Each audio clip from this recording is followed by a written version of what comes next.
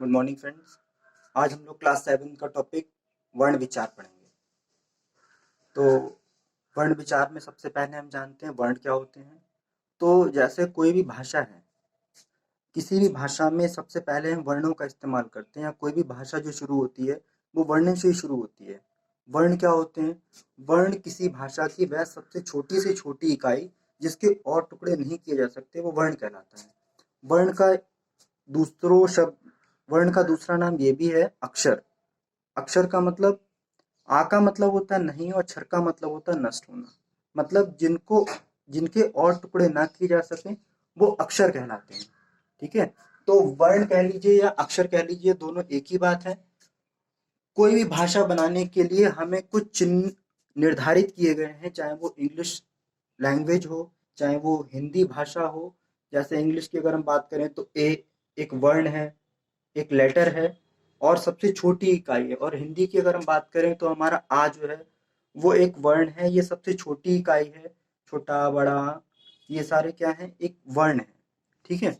तो उच्चारण की दृष्टि से हमारे जो हिंदी भाषा के वर्ण हैं वो दो पार्ट में डिवाइड हुए हैं। सबसे पहले है स्वर और दूसरा है व्यंजन। मूलतः इन दोनों में विभाजित किए गए हैं।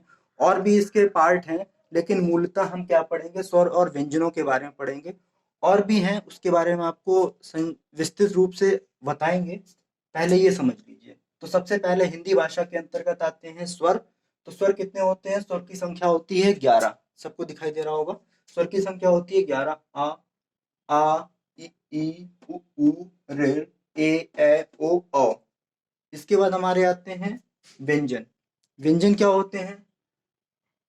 का से लेके हा तक जितने भी आपके वर्ण हैं वो सब व्यंजन के वर्ग में आते हैं, और इनकी संख्या होती है 33।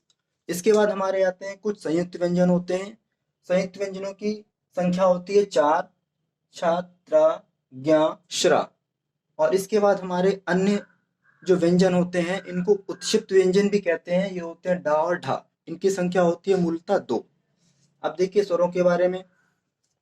स्वरों की परिभाषा अगर हम कहें तो स्वरों की परिभाषा साधारण तौर पर यह होती है कि ऐसे वर्ण जिनको उच्चारित करने में हमारे मुख से जो निकलने वाली वायु है वो किसी तरीके की रुकावट महसूस नहीं करती है, तो उनको हम स्वर बोलते हैं। और व्यंजन की अगर हम बात करते हैं, व्यंजन को परिभाषित करते हैं, तो व्यंजन की परिभाषा कुछ इस तरीके से होती है कि जिन वर्णों के उच्चारण में जो जीभ है वो मुख के किसी भाग को टच करती है, और वायु जो हमारे मुंह से निकलती है उसमें रुकावट जब उत्पन्न होती है, तो ऐसे वर्णों को हम व्यंजन बोलते हैं। इसके बाद संयुक्त व्यंजन, जैसे आपको नाम से स्पष्ट होगा कि संयुक्त का मतलब होता है जिनमें दो मिले हुए होते हैं। अब जैसे अगर हम छा की बात करें तो छा जो वर्ण है वो हमारा दो वर्णों से मिलकर बना है। देखिए का और प्लस श। ठीक है।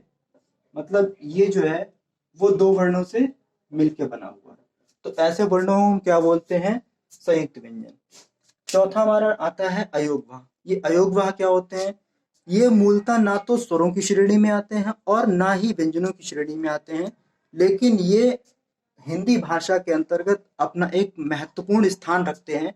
मतलब इनका भी प्रयोग हिंदी भाषा में कहीं ना कहीं किया जाता है। इसके बाद अन्य व्यंजनों की जब बात करते हैं तो अन्य व्यंजनों में हमने आपको बताया इनकी संख्या होती है 2। इनकी संख्या 2 होती है, डा और ढा। ठीक है। और इनको उत्क्षिप्त व्यंजन भी बोलते हैं। तो ये रहा वर्णों का वर्गीकरण। इसके बारे में हम और आगे डिटेल में पढ़ेंगे अपनी अगली वीडियो में। इसमें स्वर में भी बहुत तरीके के स्वर होते हैं, 3 तरीके के व्यंजन में भी, और इसको कैटेगराइज किया गया है।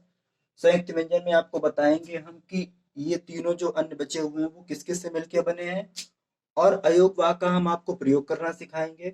और अन्य व्यंजनों में ये दोनों वर्णमाला में कैसे अलग हैं ये हम आपको अपनी अगली वीडियो में बताएंगे। तब तक के लिए आप ये सारा तैयार करिए। Thank you.